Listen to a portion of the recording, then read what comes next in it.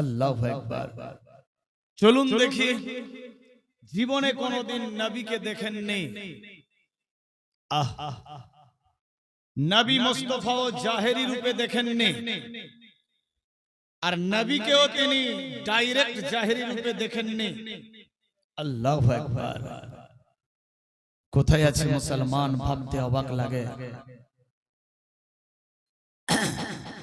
নবীকে ডাইরেক্ট জাহেরি রূপে দেখেননি, কিন্তু তার লাকাব হয়ে গেল খায়রুত তাবিন।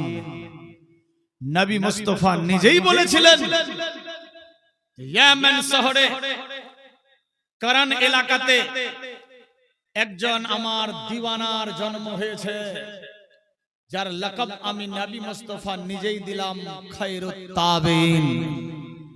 তাবিনদের মধ্যে অতি উত্তম সরদার, আলা আফজল খায়রুত তাবিন।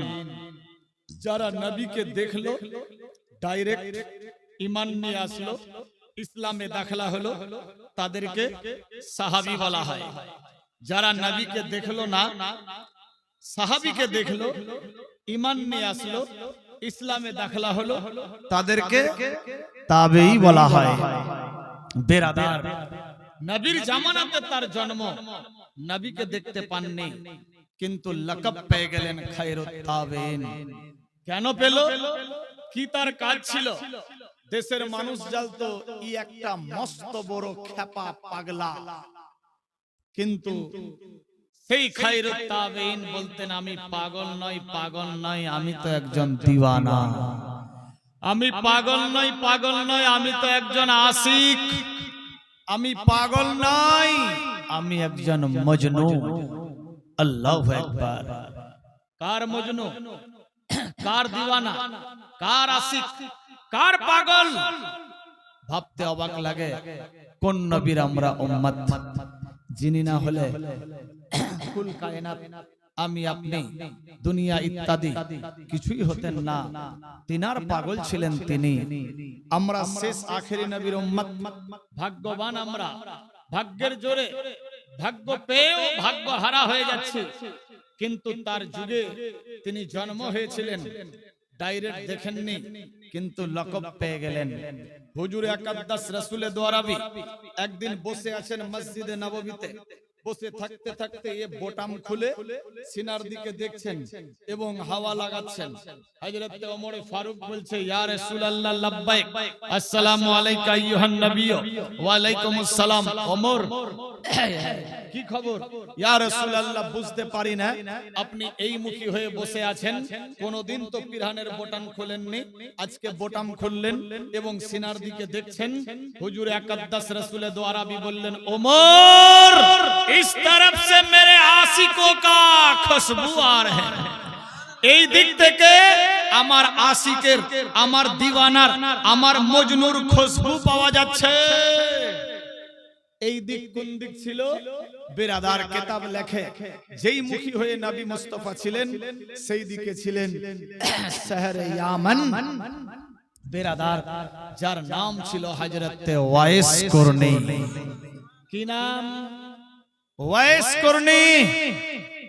তিনি শেষ পর্যায়ে হুজুর আকদ্দাসের আমামা মোবারক, yani পাগড়ি মোবারক এবং জুব্বা মোবারক পেয়েছিলেন।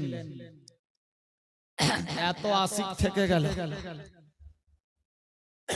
এত সাহাবী থেকে গেল, কেউ এই তোহফা পেল না।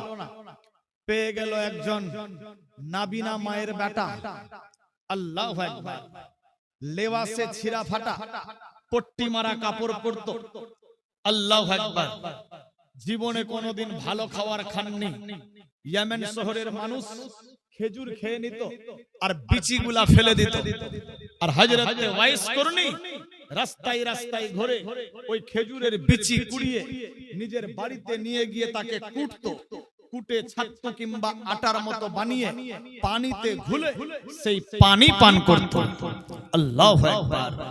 জীবনে যা রোজগার করতেন, উট ভেড়া দুম্বা ছাগল চড়িয়ে যা পয়সা হতো, এ পয়সা নিজের কাছে রাখতেন না, নিয়ে গিয়ে নাবিনা মায়ের হাতে দিয়ে দিতেন। কোনদিন বলতেন না মা আজকে 2 দিরহাম টাকা দাও, আজকে 20 দিরহাম টাকা দাও। আল্লাহু আকবার। খেতেন কি? ওই খেজুরের বিচি কুটে বেরাদার ছাতু কিংবা আটা বানিয়ে পানিতে ভিজিয়ে ওই পানি পান করতেন বেরাদার বন্ধু। কিন্তু জীবনে মোহাব্বত দূর করেননি, ইশক দূর করেননি, না দেখা প্যার। আল্লাহু আকবার। যার নাম হযরত ওয়াইস করনি। হযরত ওমর বলছে ইয়া রাসূলুল্লাহ খায়রুত তাবিঈন সে উপহার পেয়ে গেল, পদিহস পেয়ে গেল, উপমা পেয়ে গেল, লকব পেয়ে গেল। কারণটা কি? সে কি কাজ করে ইয়া রাসূলুল্লাহ? তাকে কি আপনি দেখেছেন? না না ওমর দেখিনি। সে কি আপনাকে দেখেছে?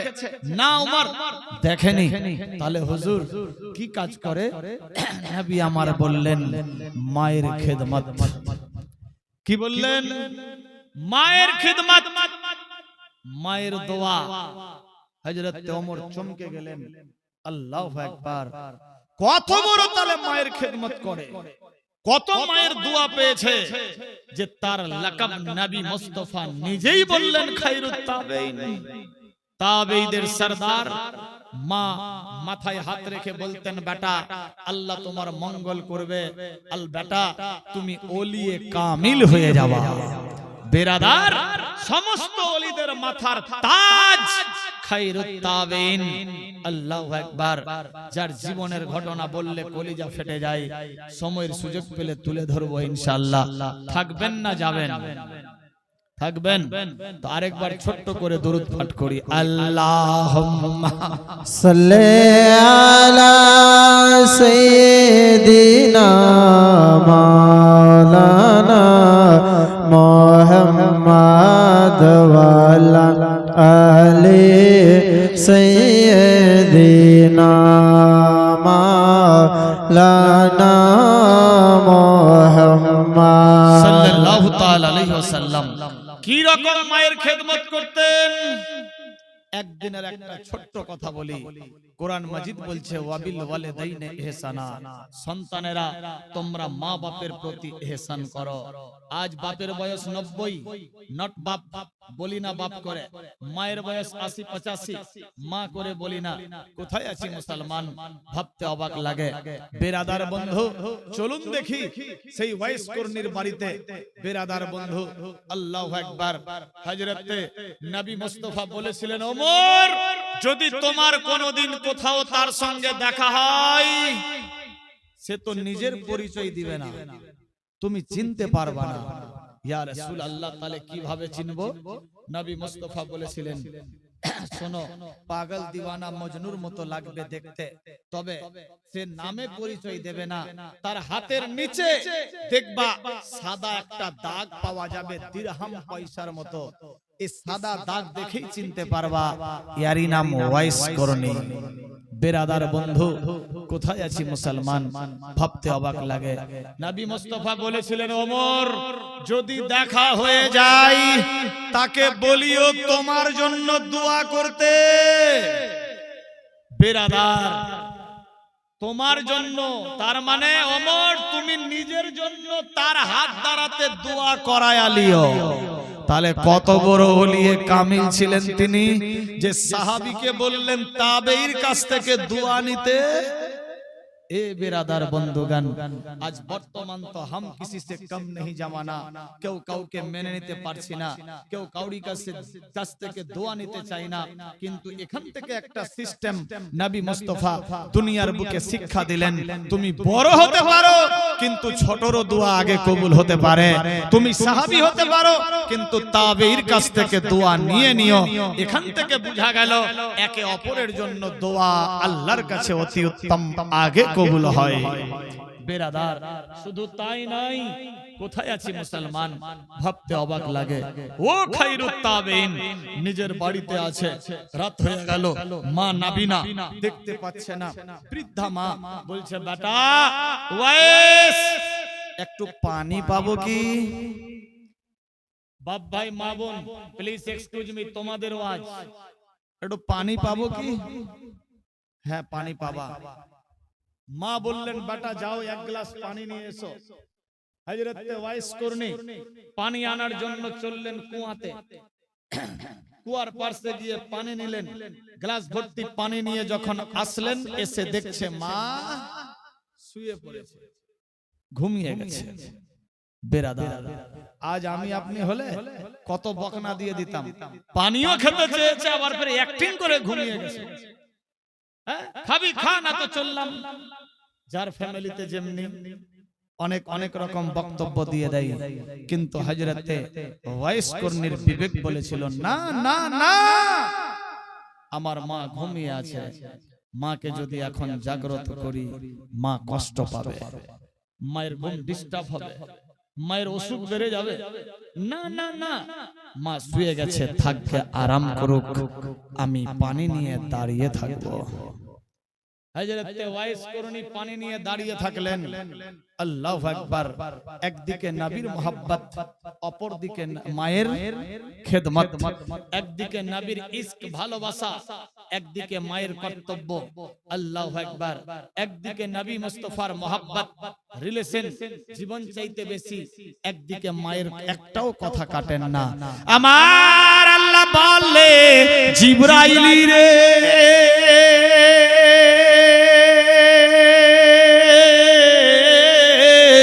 দুনিয়ার বুকে আমি এমন বান্দা পাঠিয়েছি যে জীবন চাইতে আমার হাবিবকে বেশি ভালোবাসবে। আল্লাহু আকবার, আল্লাহু আকবার। আল্লাহ পাক রব্বুল ইজ্জত বলেন জিবরাইল রে দেখ দেখ দেখ, দুনিয়ার বুকে দিশেহারা পঙ্গু এমন এক আশিক আমার বন্ধুর, দেখ যাও যাও যাও ইয়ামান শহরে। আল্লাহর ফেরেশতারা চেয়ে থাকতে লাগলো কোথায় আছে মুসলমান। আল্লাহর হুকুম হয়ে যায়। হযরত ওয়াইস করনির বিবেক বলেছিল মাবুদি গো,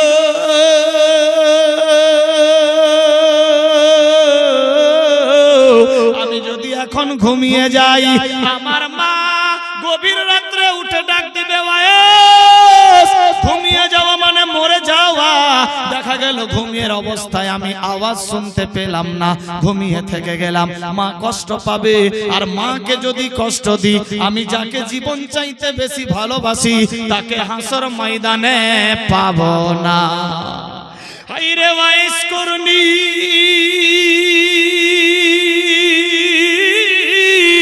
ঘুমালেন না, ঘুমালেন না, পায়ের সামনে দাঁড়িয়ে থাকলো।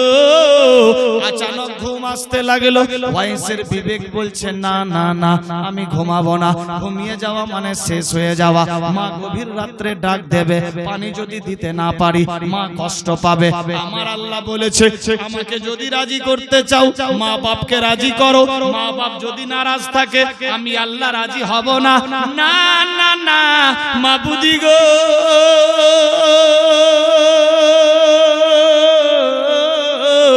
আমি আর ঘুমাবো না, ঘুমাবো না। হযরতে ওয়াইস করনি পায়ের সামনে দাঁড়িয়ে থাকতে লাগলো গ্লাস ভর্তি পানি নিয়ে। তখন ঘড়ি ঘন্টা ছিল না, বুঝার জন্য বলছি রাত্রি 12টা হয়ে গেছে। বিরাদার ঘুম যাচ্ছে, কিন্তু ঘুমের এদিক খেয়াল নাই, মায়ের মহব্বতে দিওয়ানা। মুখে মুখে তাসবিহ পড়তে লাগলো, নবী মুস্তাফার প্রতি দরুদ পড়তে আসে। আমার আল্লাহ বলে জিবরিল দেখো আমার বন্ধুর আশিককে, একদিকে আমার বন্ধুর মহব্বত, একদিকে মায়ের খেদমত। এ বেরাদার বন্ধুগান, এইভাবে একের পর দ্বিতীয় ঘন্টা পেরিয়ে গেল, গভীর রাত্রি হয়ে গেছে। হযরতে ওয়াইস করনি বিছানায় ঘুমালেন না। আল্লাহু আকবার, আল্লাহু আকবার। রাত্রি 1টা 2টা 3টা হয়ে গেল, ফাজরের সময় হয়ে গেছে, মসজিদের কোনায় আজান হলো। হযরতে ওয়াইস করনি গ্লাস পানি নিয়ে দাঁড়িয়ে আছে। এমত অবস্থায় ওয়াইস করনির মায়ের ঘুম ভেঙে গেল। আল্লাহু আকবার। চোখ খুলে দেখছে অন্ধকার, নাবিনা মা দেখতে পাই না। আওয়াজ দিলেন বেটা ওয়াইস। এক ডাক মারার সঙ্গে সঙ্গে ওয়াইস আওয়াজ দেয় মা গো,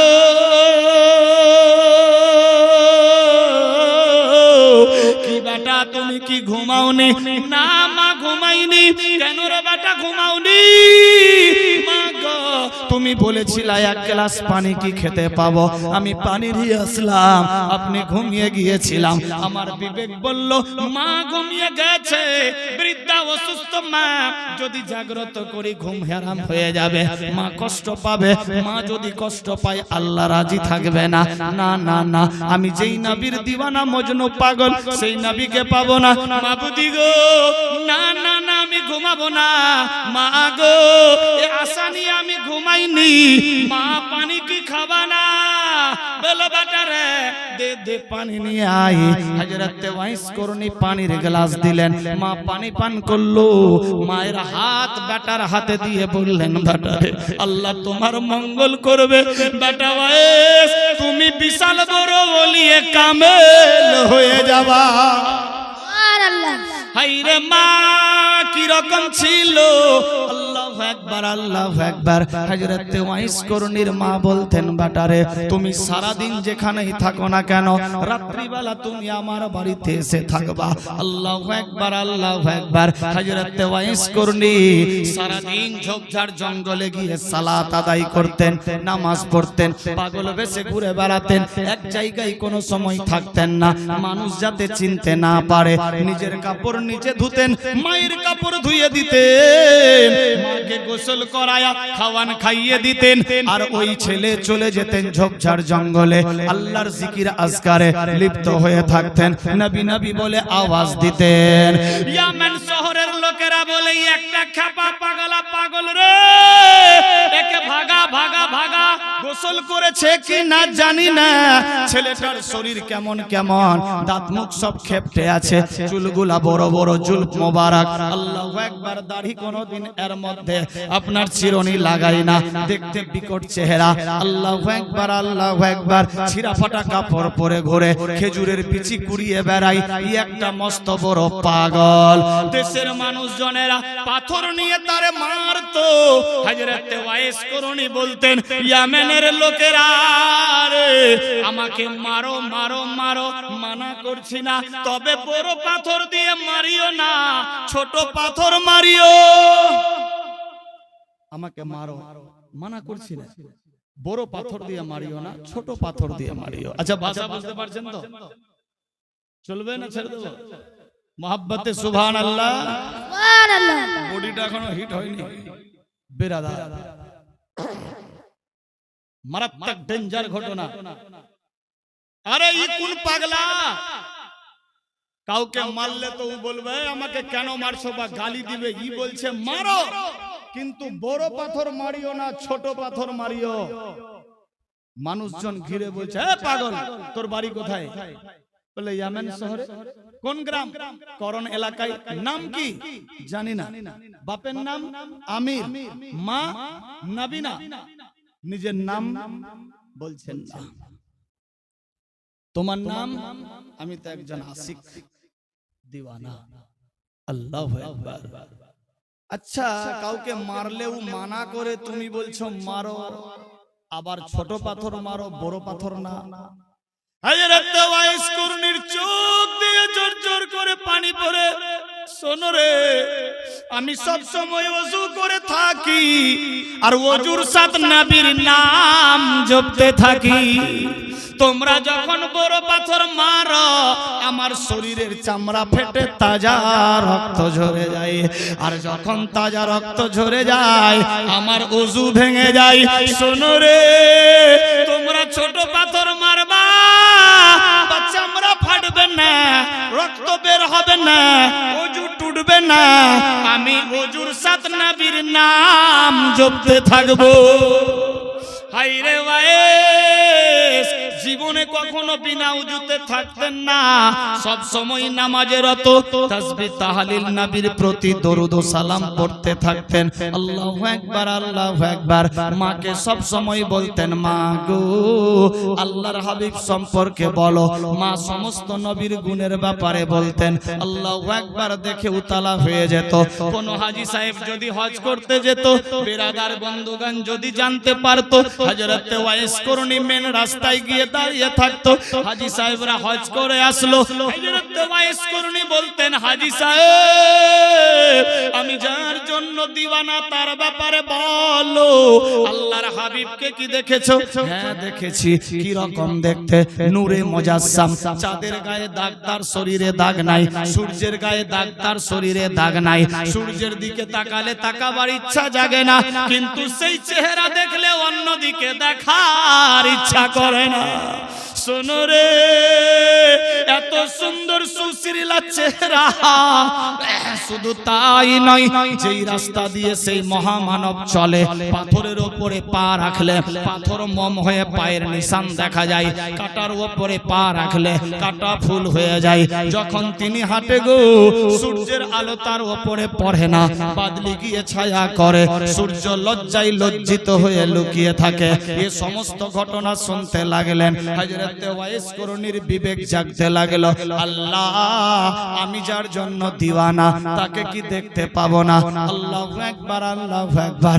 মনের মধ্যে আজ্ঞা করলো, আজকে আমার মাকে গিয়ে বলবো, মা গো আমি আমার হাবিবকে দেখতে যাব, আমি আমার মদিনা শরীফ যাব। আবার হাজী সাহেবের দেখা, হাজী সাহেব আমার নবী সম্পর্কে বললো।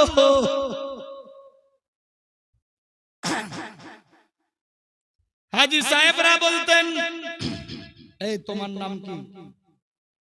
বলে যার ব্যাপারে বলতে বলছি তার আমি দিওয়ানা।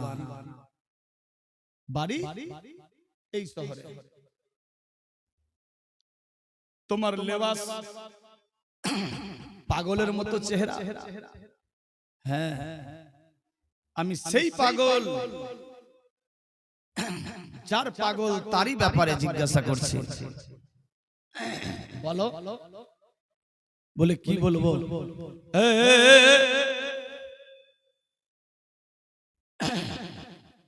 কি বলবো? যেই রাস্তা দিয়ে তিনি যায়, মানুষজন কাজকর্ম করলে কাজকর্ম ছেড়ে দিয়ে তাকিয়ে থাকে দেখার জন্য।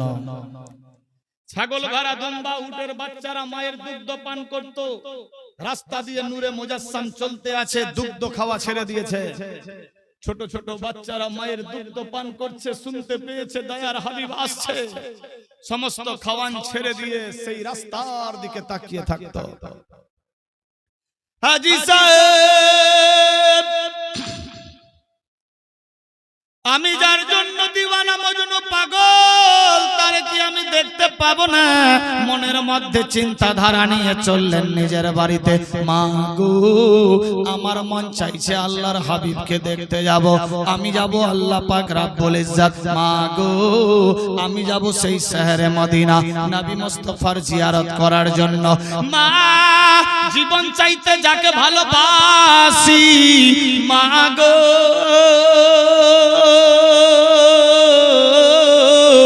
তারে কি আমি দেখতে পাবো না?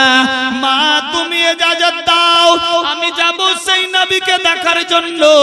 হযরত মা নবীনা বললেন, বেটা রে না না না সাল্লাল্লাহু তাআলা আলাইহি ওয়াসাল্লাম। বিরাদার বন্ধুগণ, বাবা জীবন, বাপেরা, ভাইয়েরা, মায়েরা, বোনেরা সাবধান হয়ে যান। দেখুন কি ঘটতে লাগলো। আমার আল্লাহ বলে, বান্দা বান্দি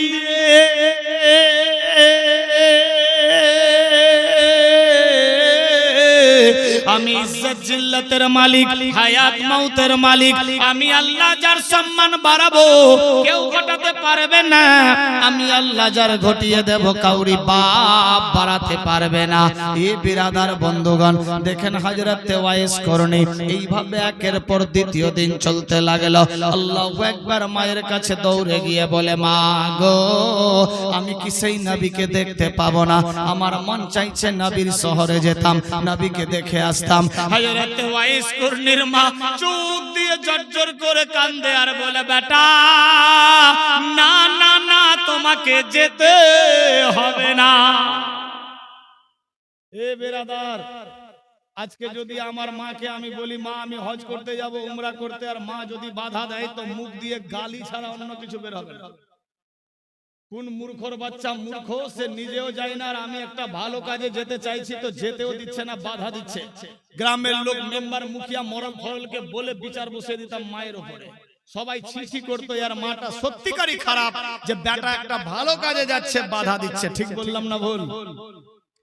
কিন্তু ওয়াইস করনির মা বলছে বেটা তু नहीं जाना, तू नहीं जाना ना अम्मी जान मुझे इजाजत दो हमें जाना है। ना बेटा तू नहीं जाना। माँ हमें इजाजत क्यों नहीं देती हो? नहीं बेटा तुम्हें नहीं जाना है, तुम्हें हमारे पास रहना है। माँ मैं यूं गया यूं आया, আমি যাবো চলে আসবো। না বেটা তুই না জানা।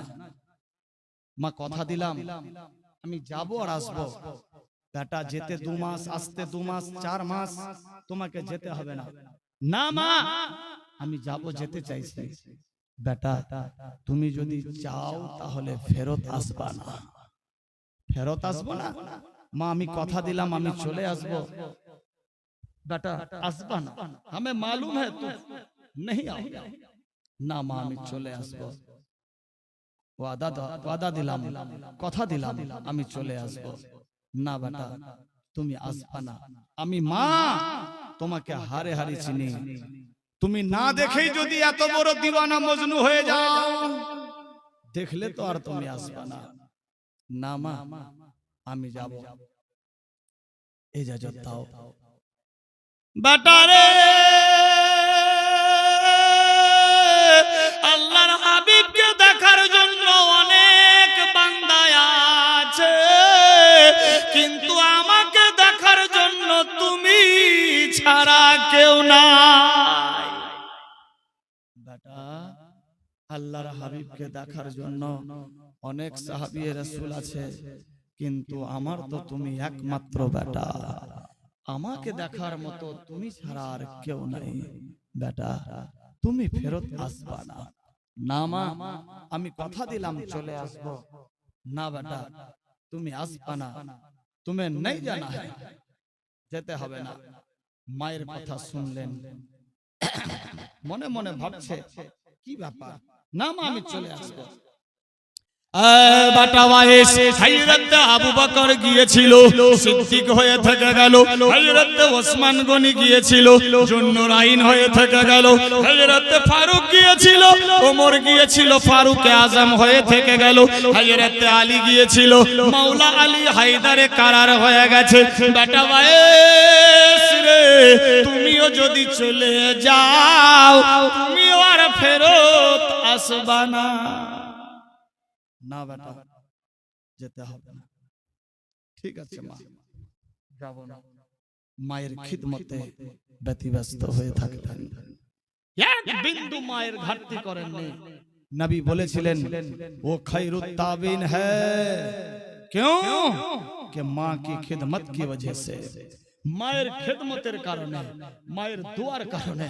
এই বিরাদার তবে একবার ওয়ার্ডার দিয়েছিলেন, একবার মদিনা গিয়েছিলেন, কিন্তু নবীর সঙ্গে সাক্ষাৎ হয়নি, নবীকে দেখতে পাননি।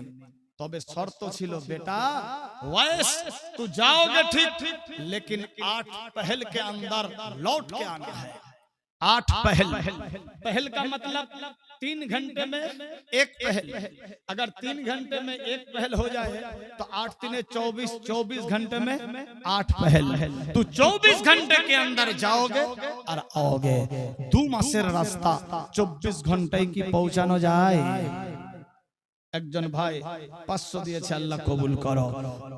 2 মাসের রাস্তা যেতে 2 মাস আসতে 24 ঘন্টায় যাবে আর আসবে, এটা কোনোদিন হয়? হতে পারে না।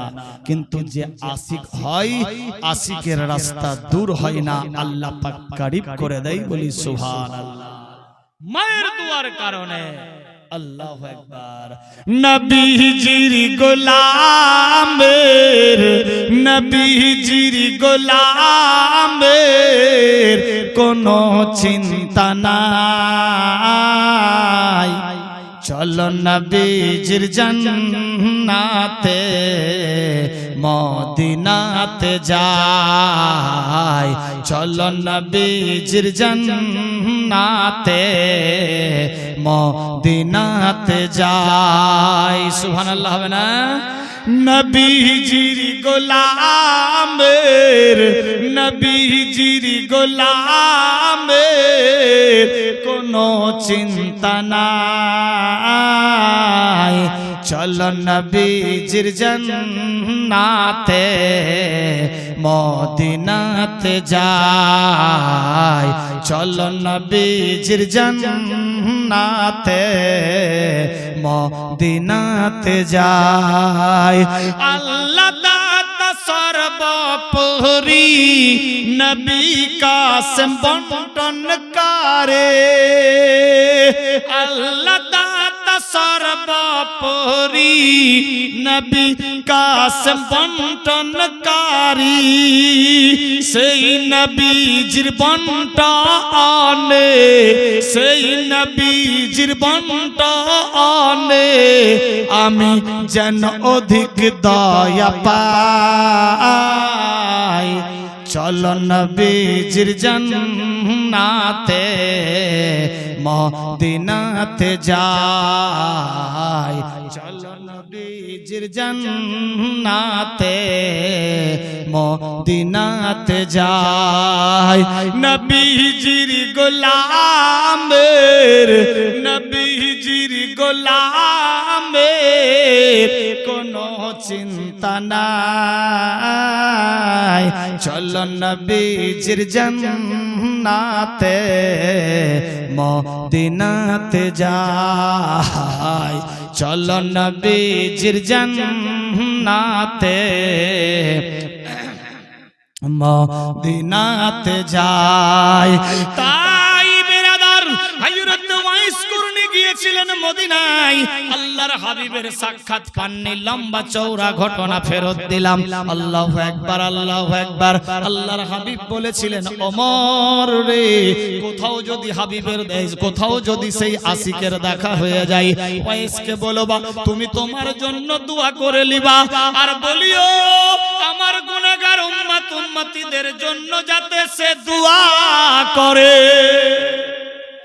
হযরত ওয়াইস কুরনি আমার গুনাহগার উম্মতির জন্য দোয়া করবে আর আমি নবী মুস্তাফা আমার উম্মতিকে বক্সায়া নেব এ বেরাদার বন্ধুগান কি রকম আশিক ছিলেন হযরত ওয়াইস কুরনি একদিনের ঘটনা বলি হযরত ওয়াইস কুরনি নিজের বাড়িতে আল্লাহু আকবার আল্লাহু আকবার আমার এবং আপনার दिल से करीब दिलेर धड़कन पीरे तरीकत रहबरे शरीयत अस्सा सूफी सैयद अबुल फजल फसीही साहेब আমাদের সামনে উপস্থিত আল্লাহু আকবার নিজের नजर दिए देखें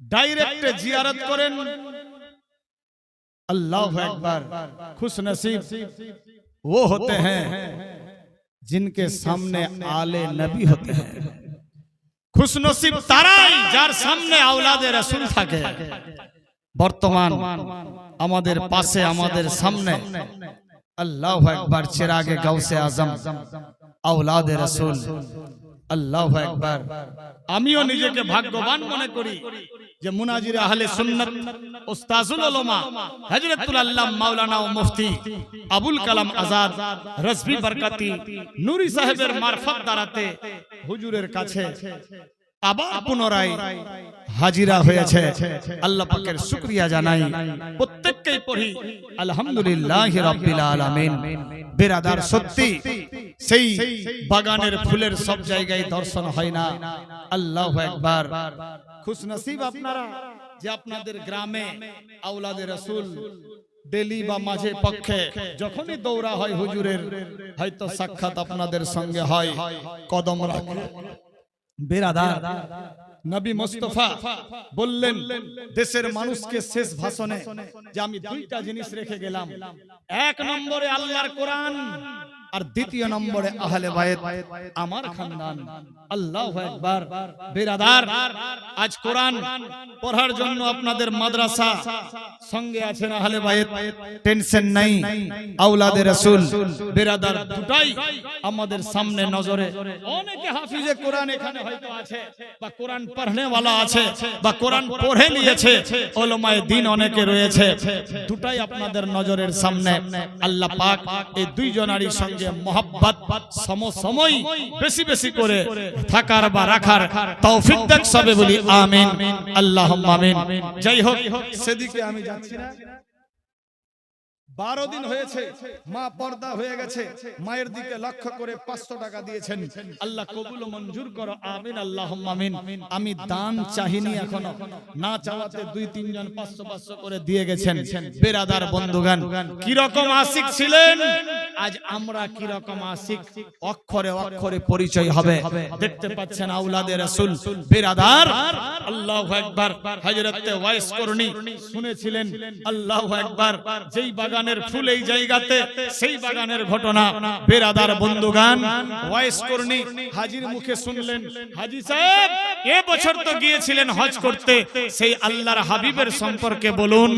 এক হাজী সাহেব চোখ দিয়ে ঝরঝর করে পানি পড়ছে আর বলছে, ভাইজান রাসূলের কথা কি বলবো, এই কমাস হলো উহুদ ময়দানে হুজুরে আকদ্দাসের 2খানা দন্ত মোবারক শহীদ হয়ে গেছে। আল্লাহু আকবার। হযরত ওয়াইস করনি এতটাই জীবন চাইতে ভালোবাসতেন, সামনে পাথর নিয়ে মারলেন দাঁতে বাড়ি, 2টা দাঁত ভেঙে গেল, হাহা করে রক্ত পড়ে যাচ্ছে। আল্লাহু আকবার। কিছুক্ষণ অজ্ঞান থাকার পর যখন জ্ঞান ফিরলো, আবার মনে ভাবলেন, আল্লাহ যেই 2টা দাঁত আমি ভাঙলাম, এই 2টা দাঁত যদি হুজুরের শহীদ না হয়ে অন্য কোন দাঁত শহীদ হয়ে যায়, তাহলে আমার দাঁতগুলা থেকে গেল, হুজুরের দাঁত দুনিয়াতে থাকলো না। কাল কিয়ামত হাসর ময়দানে হুজুরকে কি রকম মুখ দেখাবো। হায়রে ওয়াইস মারলেন উপরের দাঁতে বাড়ি। আল্লাহু আকবার। বিবেক বলতে লাগলো, এই দাঁত না হয়ে যদি সাইডের দাঁত হয়, মারলেন পাথরের বাড়ি, সেই বাগানের ফুল আপনাদের সামনে। আল্লাহু আকবার, আল্লাহু আকবার। আবার এই সাইডের মারার পর অজ্ঞান অবস্থা, জ্ঞান ফিরলো, মনে মনে ভাবতে লাগলো, আল্লাহ এই সাইডের দাঁত না হয়ে যদি এই সাইডের হয়, মারলেন এই সাইডে বাড়ি। আল্লাহু আকবার। কিতাব লেখে এক এক করে মুখের মধ্যে 32খানা দাঁত, নবীর মহব্বতে 32টা দাঁত ভেঙে দিল। এ বিরাদার বন্ধু খান, জীবনে নবীকে দেখেননি, না দেখে এত বড় মহব্বত, এত বড় ভালোবাসা, এত বড় মজনু, এত বড় কুরবান দিতে পারে। আল্লাহু আকবার, আল্লাহু আকবার। কিতাব লেখে টাকা পয়সা বিবি বাল বাচ্চা সোনা দানা বাড়ি গাড়ি নারী অট্টালিকা পাহাড় পর্বত জমি জামা খাল বিল, এমনকি নিজের জীবন চাইতে আল্লাহ আল্লাহর রাসূলকে বেশি বেশি ভালোবাসতে হবে। যে আল্লাহ আল্লাহর রাসূলকে বেশি বেশি ভালোবাসলো, সে হলো পাক্কা সাচ্চা ঈমানদার। কি রকম ঈমানদার ছিলেন হযরত ওয়াইস করনি, নবীর মহব্বতে 32টা দাঁত ভেঙে দিলেন। আপনাদের আমি নবীর মহব্বতে দাঁত ভাঙতে বলছি না, তবে হুজুরের দিকে সত্যিকারী সেই সোনার মদিনা। আল্লাহু আকবার। क्या बताओ कि क्या मदीना है, क्या बताओ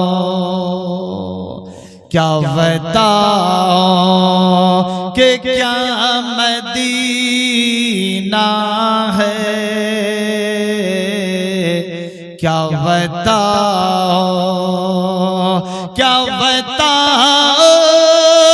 कि क्या मदीना है, क्या बताओ कि क्या मदीना है।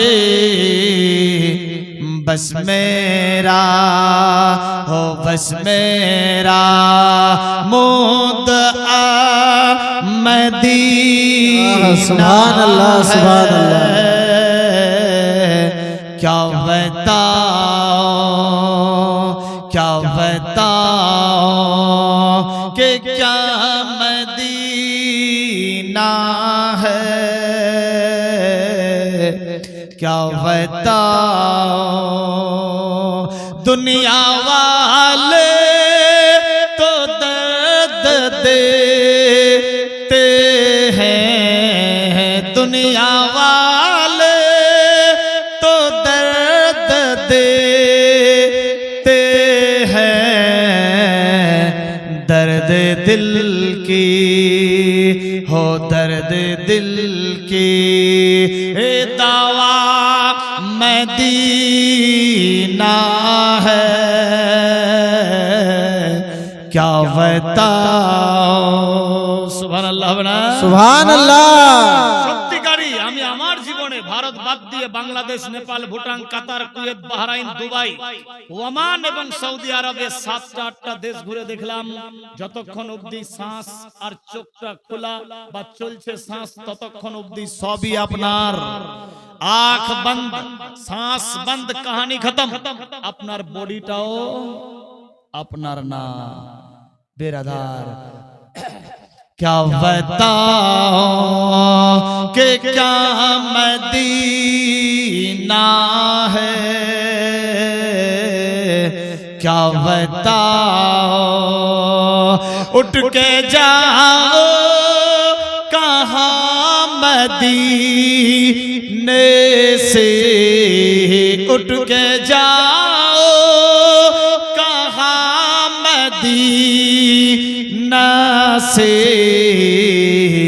क्या कोई हो क्या कोई दूसरा मदीना है, क्या बताओ, क्या बताओ कि क्या मदीना है,